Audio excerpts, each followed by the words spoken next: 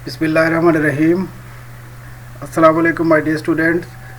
मैं उम्मीद करता हूँ कि आप लोग बिल्कुल खैरियत से होंगे इंशाल्लाह। हम लोग पढ़ रहे हैं फार्माकोग्नोसी और हमारा टॉपिक है एलर्जी। बच्चों, आपने बहुत अच्छे तरीके से एलर्जी को अंडरस्टैंड कर लिया है। हमने एक एक स्टेप इसका डिस्कस किया जनरल पर्सपेक्टिव में, ठीक है। हम बहुत ज़्यादा स्पेसिफिक नहीं गए थे, हमने इसको जनरली ले लिया था। हमने डिटेल से देखा एलर्जी क्या होती है, उसके सिम्टम्स क्या क्या होती है, एलर्जेंस क्या क्या होते हैं, यानी कि एलर्जेंस वो रीजंस होते हैं जिसकी वजह से एलर्जी कॉज होती है। फिर हमने किसी हद तक देखा था कि इसकी रेमेडीज़ क्या क्या होती है, इसका इलाज क्या क्या हो सकता है। आज के इस लेक्चर में हम बिल्कुल प्रैक्टिकल केसेस, और आप मेरी बात पे यकीन करें कि अगर आप इंटरेस्ट के साथ ये लेक्चर देखेंगे, आप सुनेंगे, इसमें जो मैंने स्लाइड्स तैयार की हैं वो बिल्कुल प्रैक्टिकल केसेस हैं, बिल्कुल जनरल केसेस हैं। यानी कि इन फ्यूचर आप किसी हॉस्पिटल के साथ अटैच है, किसी क्लिनिक के साथ अटैच है, किसी फार्मेसी पे काम कर रहे हैं, तो ये मेरी 18 स्लाइड्स आपको 19 स्लाइड्स आपको अंडरस्टैंड करने में आप लोग कामयाब हो गए, तो ये बिल्कुल प्रैक्टिकल है। आपके लिए बहुत आसानी हो जाएगी चीज़ों को अंडरस्टैंड करना और इस तरह के पेशेंट के साथ डील करना, या आप उस तरह के पेशेंट को आप किस तरीके से अच्छे तरीके से हेल्प कर सकते हैं, आपके लिए बहुत ईजी हो जाएगा। तो without going into the detail, so let me start the presentation और हम चलते हैं आज के पहले क्वेश्चन की तरफ। Allergy is immediate hypersensitivity mediated by dash and mast cell degranulation. Immediate mean फौरन, हाइपर सेंसिटिविटी ये हमने डिटेल से पढ़ा था कि हम एलर्जी का दूसरा नाम हाइपर सेंसिटिविटी भी है। हाइपर सेंसिटिविटी मीन, सेंसिटिविटी कहते हैं हसासियत, और हाइपर मीन हसासियत का ज़्यादा हो जाना। तो एलर्जी हम हसासियत को भी बोलते हैं। इमीडिएट फौरन, ठीक है, किसी भी चीज़ का जिस्म में रिएक्शन आया, यानी कि फौरी तौर पे ऐसी कोई चीज़ इंजेस्टेड हो गई, इन्फेक्टेड हो गई, जिस्म के अंदर चली गई, जो कि हमारे लिए स्ट्रॉन्गली डिसलाइकिंग वाली हैसियत रखती थी, हमारा जिस्म उसे सख्त नापसंद करता था। क्यों? वो जिस्म की इम्यूनिटी को बढ़ा देते थे, प्रॉब्लम क्रिएट कर देते थे, हमारे जिस्म का जो वाइट ब्लड सेल्स का निज़ाम है, दिफाई निज़ाम है, उसको एक्टिवेटेड कर देते थे। तो एलर्जन ऐसी चीज़ें ऐसी होती है जो कि हमें सख्त नापसंद होती है, हमारे जिस्म उन्हें सख्त नापसंद करता होता है। और allergy is immediate hypersensitivity mediated bye, किस तरह से? इम्यूनोग्लोबिन ई इसका आंसर है। ऑप्शन आपके सामने मुख्तलिफ है, ये सारे इम्यूनोग्लोबुलिन्स कहलाते हैं। IG इम्यूनोग्लोबुलिन का मुखफ़फ़ है, और इसके आगे जो कैपिटल वर्डिंग है जैसे कि लिखा हुआ है GEMAD, ये मुख्तलिफ इम्यूनोग्लोबुलिन्स होते हैं। ये हमारे मुदाफ़ियाती निज़ाम का हिस्सा होते हैं, ये हमारे वाइट ब्लड सेल्स का हिस्सा होते हैं, उनके साथ कोऑर्डिनेट करते हैं, जिस्म की हिफाजत करते हैं। लेकिन एलर्जी के साथ जो इम्यूनोग्लोबुलिन अटैच है, जो उसके साथ लिंक में है, जो फौरी तौर पे इसको रिस्पॉन्ड करता है, वो IgE होता है। अगर कोई ऐसा टेस्ट जिससे हम इम्यूनोग्लोबुलिन या एंटीबॉडी टेस्ट जिसे हम कहते हैं, अगर टेस्ट किया जाए उसमें नॉर्मल लेवल से ज़्यादा IgE के लेवल्स ज़्यादा निकले, तो फौरी तौर पे एक क्लिनिशियन, एक फिजिशियन, एक डर्माटोलॉजिस्ट अंडरस्टैंड कर लेता है कि IgE के लेवल ज़्यादा होने का मतलब ये है कि कोई पार्टिकुलर, कोई ख़ास किस्म का एलर्जन जिस्म में दाखिल हो चुका है और वो एलर्जी क्रिएट कर रहा है। तो साबित हुआ कि एलर्जी के साथ एक ख़ास रिलेशन है इम्यूनोग्लोबुलिन ई का, जो फौरी तौर पे उसको रिस्पॉन्ड करता है, एलर्जी को रिएक्ट करता है। इसके लेवल्स अगर जिस्म में बढ़े हुए हो, मुख्तलिफ टेस्ट से इनका पता लगता है, तो फ़ौरन आइडेंटिफिकेशन होती है कि इंसान जो है, या वो एनिमल जो है, या ह्यूमन बॉडी जो है, या लिविंग बॉडी है, वो they are suffering from the hypersensitivity. और हाइपर सेंसिटिविटी मैंने आपको एक्सप्लेन किया कि हसासियत का ज़्यादा हो जाना, एक नॉर्मल लेवल से बढ़ जाना हाइपर सेंसिटिविटी कहलाई जाती है। और एलर्जी का दूसरा नाम ही हाइपर सेंसिटिविटी है।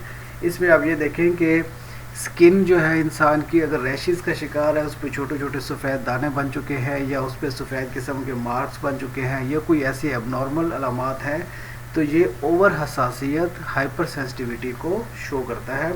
और इसका कॉन्टेक्ट हमारे इम्यूनोग्लोबुलिन ई के साथ होता है। हमने एलर्जी के मुख्तलिफ टाइप्स भी देखे थी, और आपको याद होगा कि लास्ट लेक्चर में हमने डिलेड रिस्पॉन्स हाइपर सेंसिटिविटी का जिक्र किया था, और इसके अपोजिट एक चीज़ होती है, उसे बोलते हैं type 1 hyper sensitivity. Type 1 hyper sensitivity immediate hyper sensitivity भी इसको कहा जाता है। Immediate allergy is what type of hyper sensitivity reaction. Immediate कहते हैं फ़ौरन, ऐसा मसला जिस्म के साथ प्रॉब्लम क्रिएट हुआ, बॉडी ने उसको फ़ौरन हाइपर सेंसिटिविटी की सूरत में रिएक्ट किया, जिस्म पे कोई ना कोई ऐसी अलामत, चाहे वो स्किन की सूरत पे, स्किन की किसी एबनॉर्मेलिटी की सूरत में आई, या छींकों की सूरत में आई, या आँखों के मसलने की सूरत में, आँखों से पानी निकलने, या फिर स्टमक अपसेट हो गया, स्टमक वाले मैदे वाले मकाम पे पेन शुरू हो गया, जिस्म में दर्द शुरू हो गया, या बुखार वाली कैफियत हो गई और फ़ौरन ये कैफियत तारी हुई, तो हम इसे इमीडिएट एलर्जी यानी फ़ौरन एलर्जी कहते हैं। अब एलर्जी की वो किस्म जो इमीडिएट हो, फौरी तौर पे जिस्म उसको शो कर दे, हमें आइडेंटिफिकेशन में आसानी हो जाए। तो एलर्जी के मुख्तलिफ टाइप्स हैं, 1 है, 2 है, 3 है, 4 है और 5 है। जो फौरी तौर पे एलर्जी को शो कर दे, प्रेजेंट कर दे, अलामात को बाहर ले आए, तो वो टाइप 1 हाइपर सेंसिटिविटी होती है।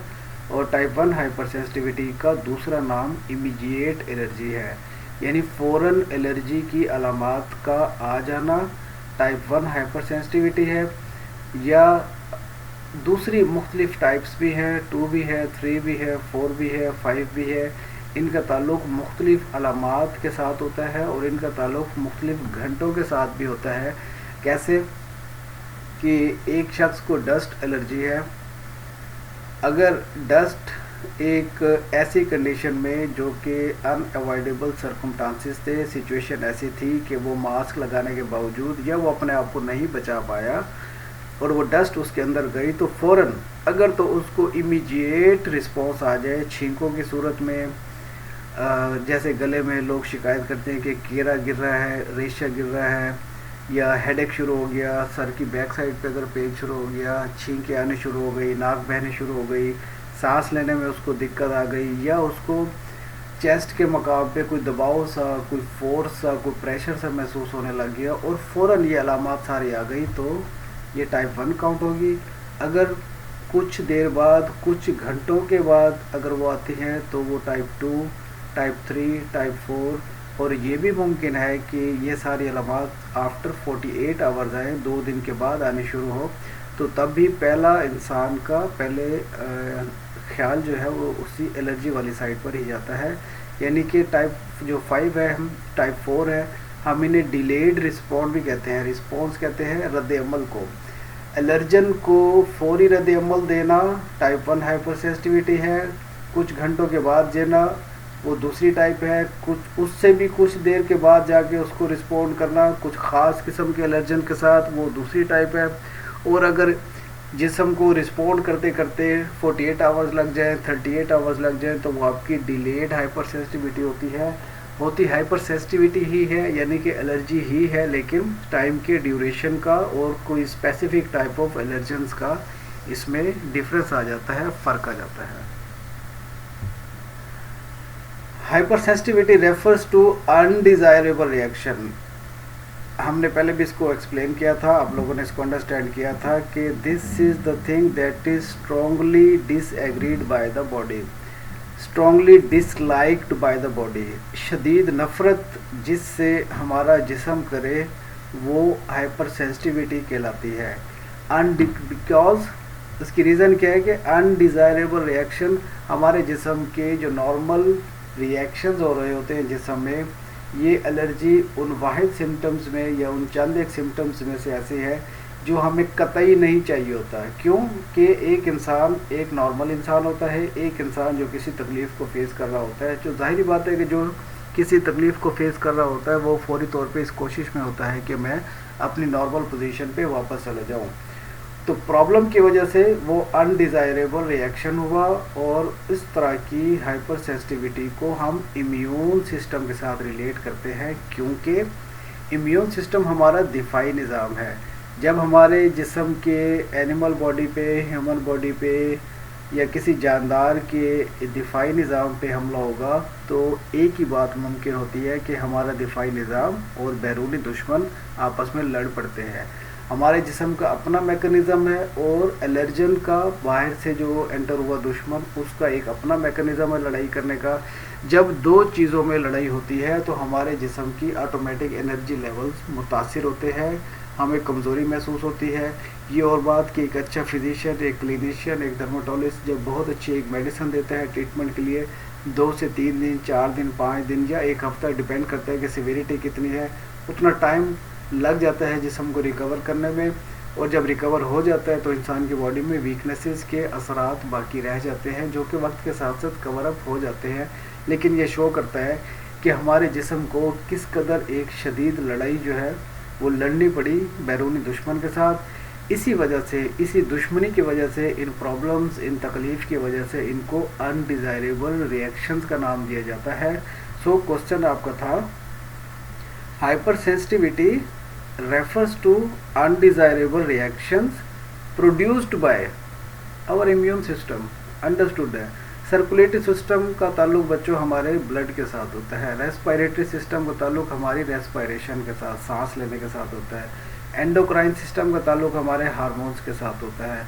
हमारे नर्वस सिस्टम का ताल्लुक ये असाबी निज़ाम के साथ होता है। तो एलर्जन चूँकि हमारे दिफाई निज़ाम पे अटैक करते हैं तो हम मुतासिर कौन हुआ, इम्यून सिस्टम। और जब हमारा इम्यून सिस्टम मुतासिर हुआ तो हमें कुछ तकलीफ़ दे मराहिल से गुज़रना पड़ता है।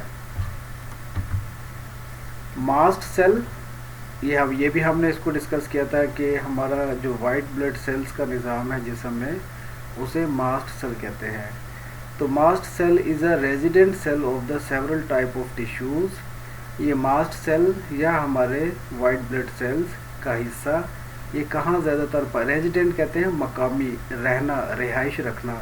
ये कहाँ इन्होंने रिहाइश रखी हुई होती है, टिश्यूज़ के मुख्तलिफ टाइप्स के साथ। और इसमें many granules rich in histamine, histamine और एंटी हिस्टामिन। आपको एक आइडिया होगा कि एलर्जी की मेडिसिन्स को एंटी हिस्टामिन कहा जाता है। और हिस्टामिन दिस मीन कि ये वो चीज़ है, ये वो रिसेप्टर है जो कि वेलकम करता है बैरूनी दुश्मन को। जब वो आके हिस्टामिन के साथ मिल जाते हैं तब भी प्रॉब्लम क्रिएट होता है। तो हिस्टामिन मास्ट सेल जो कि मौजूद है, रेजिडेंट है, रिहाइश रखता है मुख्तलिफ टिश्यूज़ के ऊपर, और उसके ऊपर, उसके आसपास, उसके दाएं बाएं, उसके इर्द गिर्द हिस्टामिन रिसेप्टर्स मौजूद होते हैं। एलर्जन जब गया, उसने हिस्टामिन के साथ रिएक्शन किया, कोई एसोसिएशन डेवलप की तो प्रॉब्लम क्रिएट हुआ। वाइट ब्लड सेल का ताल्लुक इम्यून सिस्टम के साथ है। इम्यून सिस्टम के साथ दाएं बाएं, आसपास, आगे पीछे हिस्टामिन मौजूद होता है। और जब हिस्टामिन डिस्टर्ब हो जाता है तो बॉडी के लिए प्रॉब्लम क्रिएट होता है, एलर्जिक सिम्टम्स आने शुरू हो जाते हैं। और जब एलर्जिक सिम्टम आने शुरू होते हैं तो हम कौन सी प्रोडक्ट प्रायोरिटी पे लेते हैं, वो एंटी हिस्टामिन होते हैं। बच्चों, एसिटाइल कोलिन के डिफरेंट फंक्शंस हैं, निकोटीन रिसेप्टर्स के डिफरेंट फंक्शंस हैं। एपिनेफ्रिन, इनको मैं एक्सप्लेन इसलिए नहीं कर रहा क्योंकि हमारे डायरेक्ट टॉपिक से ये लिंक नहीं करते। हिस्टाडिन हमारे डायरेक्ट टॉपिक से लिंक नहीं करता, लेकिन हिस्टामिन एंड एंटी हिस्टामिन ये हमारा टॉपिक है एलर्जी का। हिस्टामिन रिसेप्टर्स जब एलर्जन के साथ बाइंड हो जाएंगे, एसोसिएशन अपनी डेवलप कर लेंगे, तो ये मुतासिर करेंगे हमारे वाइट ब्लड सेल्स को, हमारे जिस्म के दिफाई निज़ाम को, हमारे जिस्म के फौजी निज़ाम को। और फिर हमें एक सपोर्ट के तौर पे एंटी हिस्टामिन लेना पड़ता है ताकि वो इन हिस्टामिन रिसेप्टर्स को मास्क कर दे, इनको मार दे, इनको कमज़ोर कर दे, वीक कर दे। एज अ रिज़ल्ट हमारी बॉडी नॉर्मल पोजीशन पे रिकवरी की तरफ, बेहतरी की तरफ आने लग जाती है।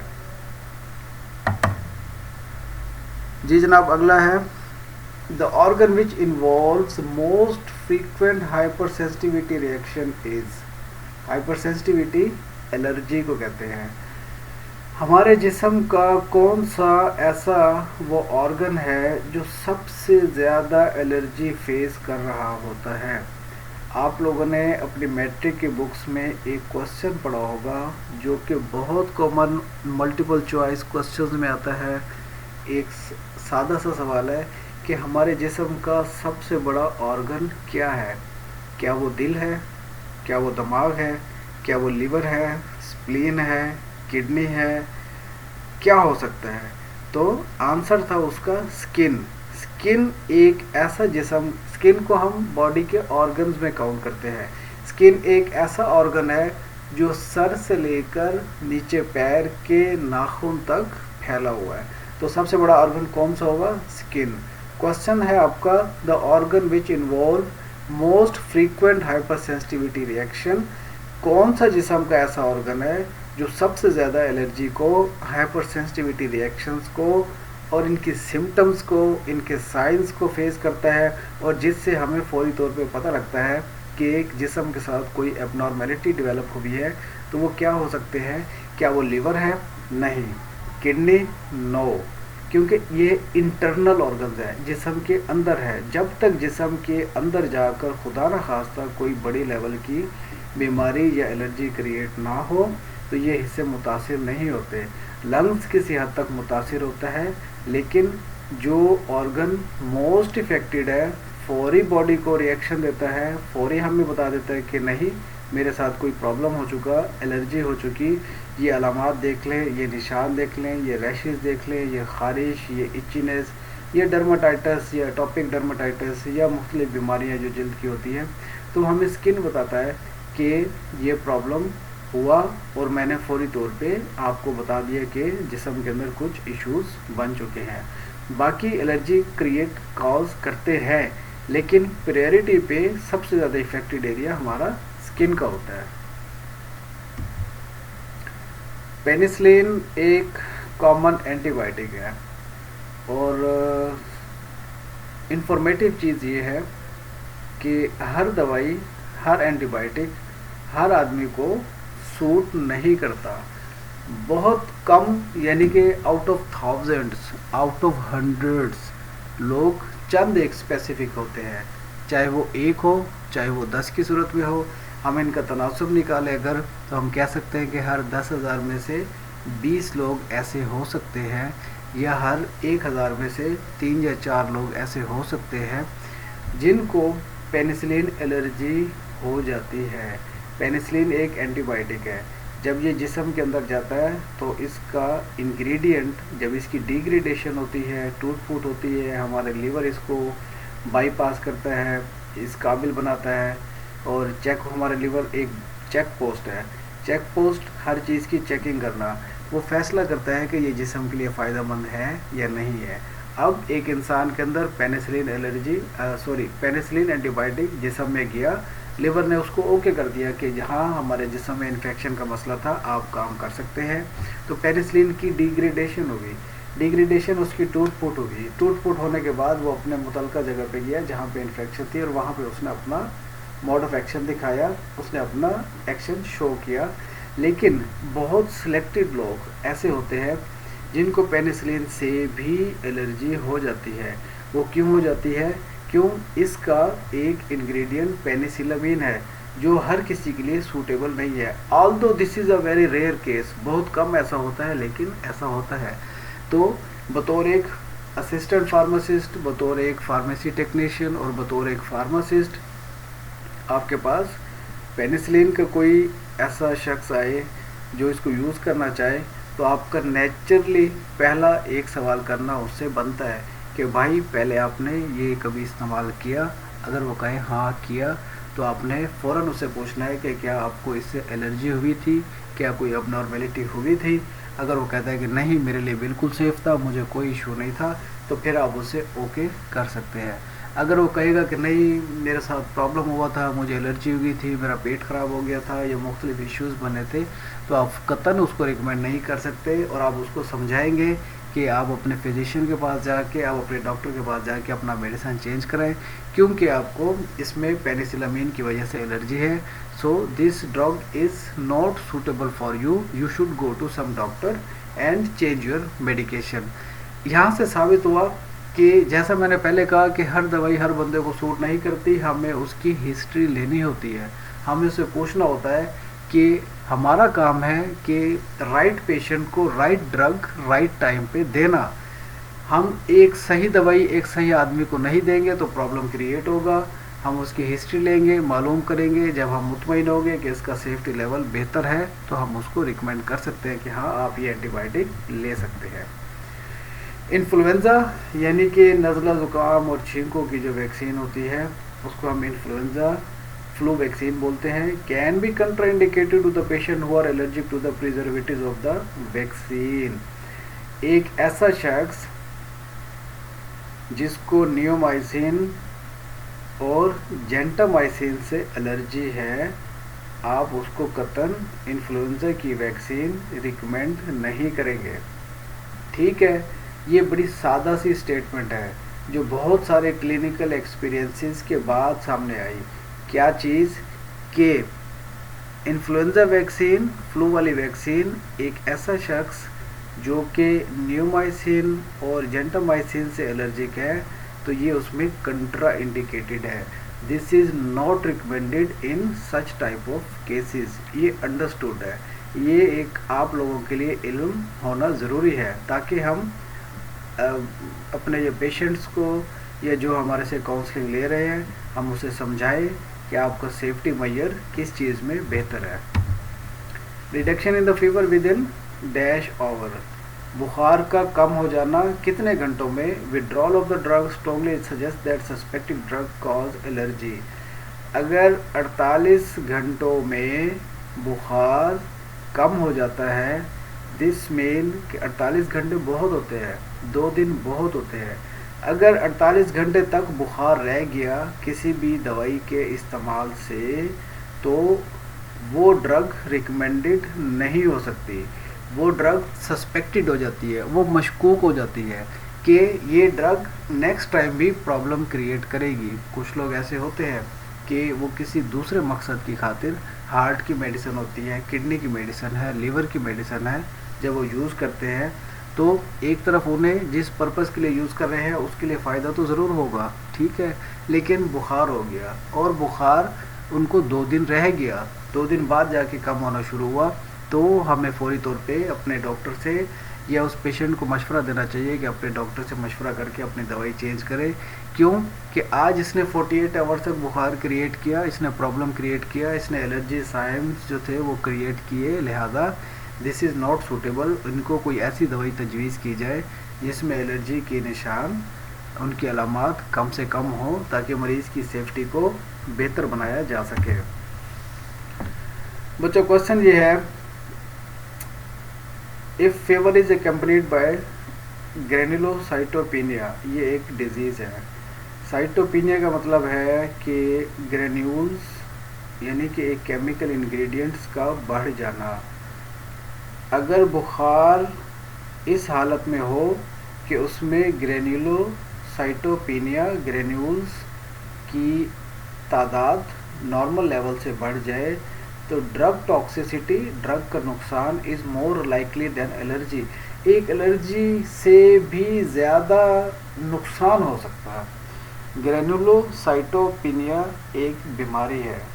अगर बुखार इस तरह से हुआ जिससे मालूम ये हुआ कि ग्रेनुलोसाइटोपेनिया भी हो गया है, उसके साथ ग्रेन्यूल्स जो है, जो एक पार्टिकल्स या एक केमिकल्स है, उनकी क्वांटिटी जिस्म में ज़्यादा हो गई है या सम टाइम में कम भी हो जाती है तो वो ड्रग टॉक्सिसिटी, फिर वो ड्रग टॉक्सिसिटी में आ जाता है, वो ड्रग के साइड इफ़ेक्ट्स में हो जाता है। वो ड्रग एक सेफ्टी के लिहाज से काम नहीं करेगी बल्कि वो नुकसान के हद तक काम करेगी, पॉइजनस बन जाएगी।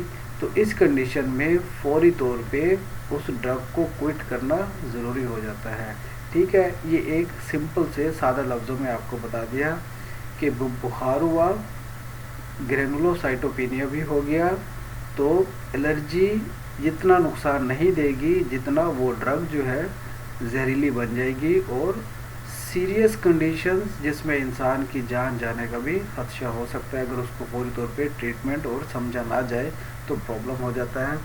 तो हम इस चीज़ का ख्याल रखेंगे कि इन कंडीशंस में बुखार के साथ वो ड्रग जो प्रॉब्लम कर रही है फौरी तौर पे उसको विड्रॉ करना ज़रूरी हो गया।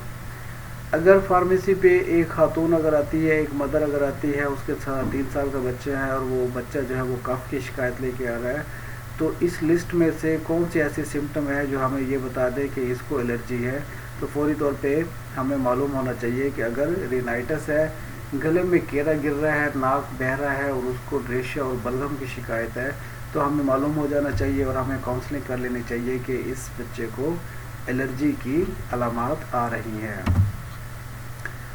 जी, अब हम ज़रा शॉर्ट करते हैं अपने एमसीक्यूज़ को। अब हम टू द पॉइंट बात कर रहे हैं। पहले हमने ऑप्शंस भी देखे थे कि ऑप्शंस रिलेटेड थी या नहीं थी। सबसे सूटेबल जो ऑप्शन रिलेटेड थी हमने उसको मेंशन कर दिया था और हमने बता दिया था, हमने अंडरस्टैंड कर लिया था। अब आते हैं द प्राइमरी रीज़न, यानी कि the basic reason for a physician to prescribe human insulin. आज से तकरीबन कोई 20 से 1 साल पहले जो इंसुलिन आया करती थी वो एनिमल इंसुलिन थी, यानी एनिमल सोर्स से ली जाती थी इंसान की डायबिटीज़ को कंट्रोल करने के लिए। लेकिन बेशुमार ऐसे वाक़यात पेश आए थे कि एनिमल इंसुलिन अगर 100 लोगों को सूट कर रही है, डायबिटीज़ कंट्रोल कर रही है, तो उसमें 10-15 ऐसे लोग भी थे जिनमें वो बड़ी वर्स्ट किस्म की रिएक्शन दे रही थी, एलर्जी कॉज कर रही थी। अब ऐसे एलर्जी की सूरत हाल में तो ज़ाहिर है हम इंसान की ज़िंदगी से तो नहीं खेल सकते। तब हमारे साइंटिस्ट ने वर्क किया, काम किया।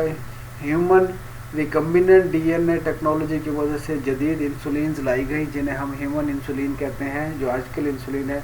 फिर एक वक्त ऐसा आया कि एनिमल इंसुलिन जो था वैसे ही वो तकरीबन 10 साल पहले जो थी वो बिल्कुल ही ख़त्म हो गई। 10 से 15 साल पहले उनको मार्केट से विड्रॉ कर लिया गया था उनके बेशुमार नुकसानात की वजह से। तो आजकल डॉक्टर जो है वो सिर्फ लिखते ही ह्यूमन इंसुलिन है, यानी ह्यूमन सोर्स से जो इंसुलिन निकाली गई है वो यूज़ करते हैं। क्यों? Animal insulin was not suitable because they were creating the allergy. Immediate allergy reaction type 1, हमने पढ़ा कि टाइप 1 एलर्जी जो है वो इमीडिएट होती है, फौरी तौर पे एलर्जी रिएक्शन, एलर्जिक सिम्टम्स आने शुरू हो जाते हैं। तो हम इसकी अगर डेफिनेशन देखें तो ये वो एलर्जी, इमीडिएट एलर्जी जो फ़ौरन एलर्जी हो जाती है, टाइप 1 एलर्जी होती है। एन एलर्जिक और immune response that begins within a period lasting from the few minutes to about an hour after exposure. जी, फॉर एग्जांपल हमने चावल खाए और लेट्स सपोज के वो पुलाव था, खाने के फ़ौरन बाद, यानी जैसे ही वो खा लिया, within 5 minute, within 6 minute to within 1 hour और 2 आवर गले में अगर पेन शुरू हो गया या जिस्म में कोई एलर्जिक साइंस आने शुरू हो गए, तो मालूम ये हुआ कि उसमें कुछ ना कुछ ऐसा केमिकल था that was not suitable for the body, that is creating some immediate problems. हम इसको कैटेगराइज करेंगे, हम इसको शामिल करेंगे इमीडिएट एलर्जी रिएक्शंस में, जिसका दूसरा नाम टाइप 1 एलर्जी रिएक्शन है। लिहाजा अब आपको समझ आ जानी चाहिए कि क्वेश्चन में अगर कभी टाइप 1 एलर्जी रिएक्शन का जिक्र हो तो उसका दूसरा नाम इमीडिएट एलर्जी है, और इमीडिएट कहते हैं फ़ौरन को। तो आपको एक आइडिया हो, आप अपने अल्फाज में भी इसको मेंशन कर सकते हैं कि कोई ऐसा सोर्स जो कि ह्यूमन बॉडी ने इंटेक किया, चला गया, गलती से जानते बूझते खुराक में था, या कोई फॉरेन पार्टिकल था गया, प्रॉब्लम क्रिएट किया, तो वो इस कैटेगरी में शामिल होता है। इम्यूनो डेफिशिएंसी किसे कहते हैं? इम्यूनो हमारा जिस्म का मुदाफ़ियाती निज़ाम, डेफिशिएंसी मीन उसमें कोई कमी रह जाना। A disorder, this is not a good word, यानी कि एक डिसबैलेंस वाले लफ्ज़ को शो करता है। यह डेफिशिएंसी कमी को ऑफ नॉर्मल इम्यून सिस्टम, एक ह्यूमन बॉडी का, एक इंसान का, एनिमल बॉडी का, लिविंग बॉडी में उसका जो इम्यून सिस्टम था, दिफाई निज़ाम था, अगर वो नॉर्मल लेवल से हट गया, किसी किस्म की कमी आ गई, कोई प्रॉब्लम आ गई, तो वो इम्यूनो डेफिशिएंसी की कैटेगरी में, इस डेफिनेशन में आता है। अब हमने इमीडिएट एलर्जी रिएक्शंस पढ़े थे, अब मैं इसको ज़रा लास्ट वाले उस पर डायरेक्ट चला जाता हूँ कि डिलेड एलर्जी रिएक्शन, जिसको टाइप 4 एलर्जिक रिएक्शन भी कहा जाता है। क्यों? Delay mean let, because it is taking 2 to 3 days for the reaction to develop after exposure of the particular substance. exposure mean face किया, अगर किसी जिस्म ने कोई एलर्जन चीज़ फेस की लेकिन रिएक्शन दिखाते दिखाते उसको 2 से 3 दिन लग गए, मोर देन 48 आवर्स लग गए, तो हम उसे डिलेड एलर्जी रिएक्शन या दूसरे अल्फाज में टाइप 4 एलर्जिक रिएक्शन भी कहते हैं। एटॉपिक एक्जिमा जिल्द की एक बीमारी है। खारिश, शदीद खारिश की सूरत में या ठीक है जी, which can be the best for the topic eczema systematic steroid यानी इंजेक्टेबल्स। एटॉपिक एक्जिमा एक सीरियस कंडीशन है, जल्द की बहुत बुरी हालत होती है, तकलीफ से, पेन से, उसकी मुख्तलिफ अलामात से। तो सबसे बेस्ट क्या ट्रीटमेंट है उसका, सिस्टमेटिक कहते हैं इंजेक्टेबल्स को। तो स्टीराइड्स के इंजेक्शन सम टाइम इंजेक्ट किए जाते हैं ताकि फौरी तौर पे मरीज़ को उस हालत से निकाला जा सके। एलर्जिक एस्थमा, दमा, वो दमा जो एलर्जी की वजह से कॉज हुआ, उसकी क्या मखसूस निशानी है, हम उसे कैसे मालूम करेंगे। एलाइजा एक टेस्ट है लैब का, इसकी मदद से फौरी तौर पे एलर्जिक एस्थमा को पहचाना जा सकता है, उसको डायग्नोज किया जा सकता है।